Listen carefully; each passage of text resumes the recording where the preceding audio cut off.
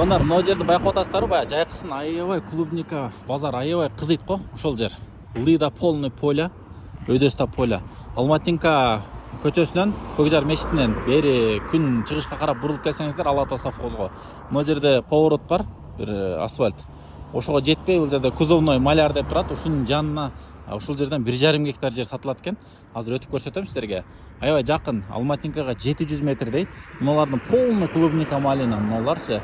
Кыскасы мына жерде билесиздер, жолдун эки бети чакалар менен толтура челектер менен малина клубникалар сатылат. Ушул жерден 1,5 гектар жашыл китеби менен жер сатылат. Туугандар, мына поляга келдик. Бул жерде туурасы 38 метр, узуну 400 метр экен. Бир сыйра үстүртөн да силерге көрсөтөбүз.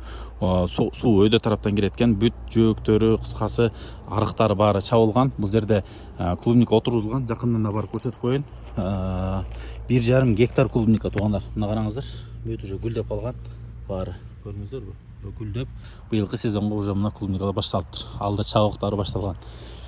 Жашыл китеп 1,5 гектар, документтери бүт так экен. Аласыздар, срочно сатылат дейт, бирок баасынын ээси айтты, келишим түрдө деп кой дейт, өзү сүйлөшүп алабыз клиенттер менен дейт. Андыктан чалып байланышып көрүңүздөр, эгерде дыйкандар бар болгон болсо, чалып байланышыңыздар. Айта кете турган силерге преимуществосу, туугандар, Алматинкадан 700-800 метр ушул жерге чейин.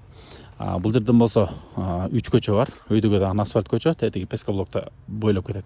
Мына ушул жер центр, клубника малинанын центри. Совхоз Ала Таодон бери бул жака алып келет. Бул жер жолдун аркы бети полный поля. Келип көрүп кетсеңиздер болот. Локациясыны эсине чалсаңыздар, WhatsApp'тан силерге чыктайт.